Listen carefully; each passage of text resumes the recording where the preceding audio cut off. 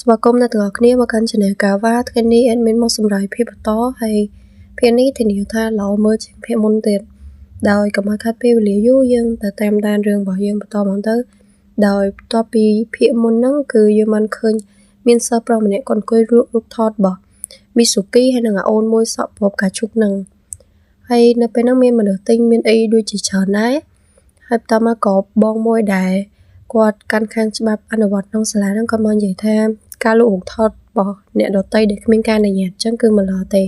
គាត់ក៏និយាយប៉ុណ្ណឹងទៅហើយក៏នាំ Mitsuki ដើរបន្តទៀតហើយបន្តមក Mitsuki ក៏បានជួបជាមួយនឹង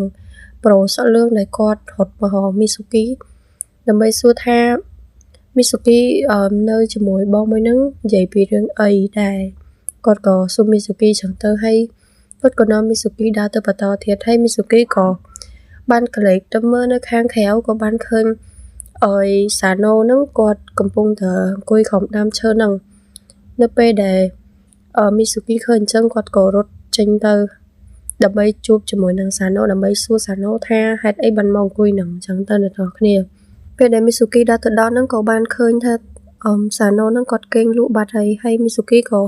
បានទៅអង្គុយចិត្តសាណូហ្នឹងហើយក៏យកដៃហ្នឹងទៅចុចថ្ពាល់កូនកន្លោះគេMitsuki យើងហ្នឹងខូចបន្លយដែរហ្នឹងអ្នកនរគ្នាតមកក៏សាណូហ្នឹងគាត់គេងហើយក៏ប្រៀបកងាកកមកចិត្តលើស្មារបស់ Mitsuki តែចែកដល់អីក៏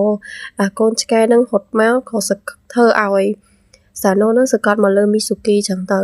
ហើយបន្ទាប់មកក៏សាណូគាត់ភ្ញាក់គាត់ក៏រៀងភ្ញាក់ផ្អើលដែរព្រោះឃើញ Mitsuki នៅហ្នឹងហើយ Mitsuki ក៏បានតបទៅវិញទៅថាមកពីគាត់ឃើញតួប្រកេងនៅនឹងមិនគាត់ដើរមកហើយរឿងរបស់យើងក៏បានកាត់មកដល់វគ្គបន្តទៀតគឺវគ្គដែល Mitsuki ត្រូវលេងកីឡានៅទាំងគ្នានៅសាលាហើយគ្រូក៏បានឲ្យ Mitsuki រត់ប៉ុណ្ណឹងនៅពេលហ្នឹង Mitsuki រត់លឿនមែនតើឡើងអ្នកដែលគេចុចនីតិហ្នឹងគាត់ភ្ញាក់ផ្អើលមែនតើពេលដែលឃើញ Mitsuki រត់លឿនចឹងហ្នឹង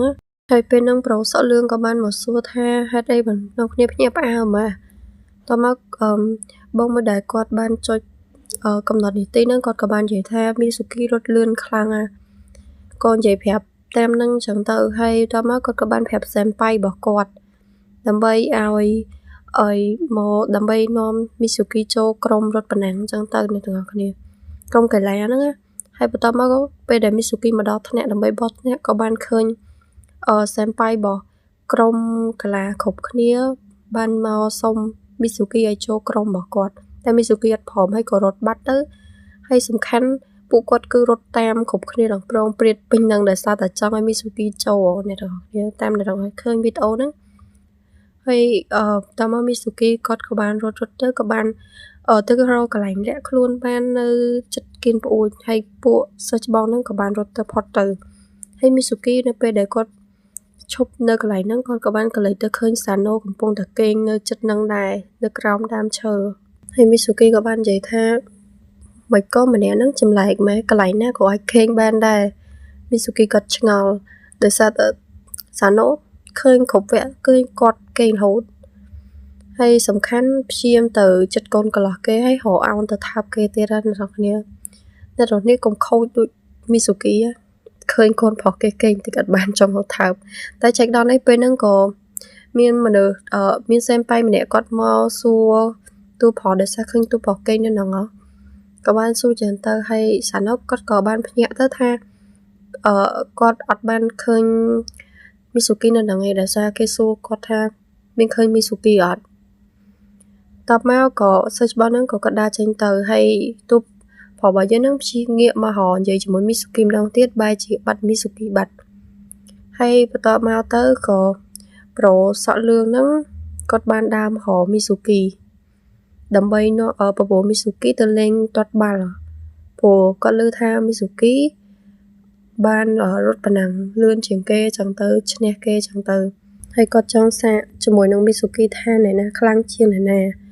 តបមកពីរអ្នកគាត់ហ្នឹងក៏បានលេង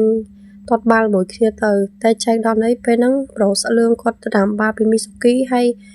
យក៏បុកចោល Mitsuki ធ្វើឲ្យ Mitsuki ស្លាប់បាត់នៅពេលដែល Mitsuki ស្លាប់បាត់ហ្នឹងក៏បានឃើញថាទូប្រុសរបស់យើងហ្នឹងគាត់ក៏បានចូលមកដើម្បីសួរប្រូសក់លឿងថាមានរឿងអីតមកប្រូសក់លឿងគាត់ក៏បានប្រាប់តាហ្នឹងទៅថាគាត់បានលេងទាត់បាល់ជាមួយនឹង Mitsuki ហើយ តួផលរបស់យើងហ្នឹងក៏បានប្រាប់ថាឲ្យប្រុសសក់លឿនហ្នឹងទៅហៅដុកទ័រប្រចាំសាលាមកបំពេទ្យដែល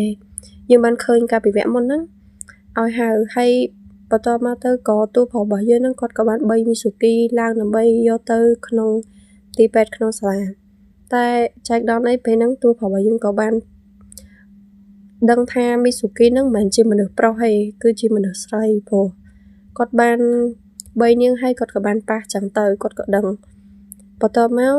ក៏បានជូនមីស៊ូគីមកដល់ក្នុងមន្ទីរពេទ្យហើយពេលហ្នឹងឲ្យប្រុសសក់លឿនហ្នឹងគាត់ពិតជាសុំទោសមីស៊ូគីមែនតើដែលគាត់ធ្វើឲ្យមីស៊ូគីត្រូវមានរបួសត្រូវគេងសំណាក់ក្នុងពេទ្យចឹងទៅមីស៊ូគីពេលហ្នឹងក៏ដឹងខ្លួនហើយគាត់ក៏បាននិយាយជាមួយនឹងកាណាស៊ូដែលជាប្រុសសក់លឿងហ្នឹងតែគាត់អត់អីទេហើយបន្ទាប់មកក៏ត្រូវបានតួផលរបស់យើងហ្នឹងគាត់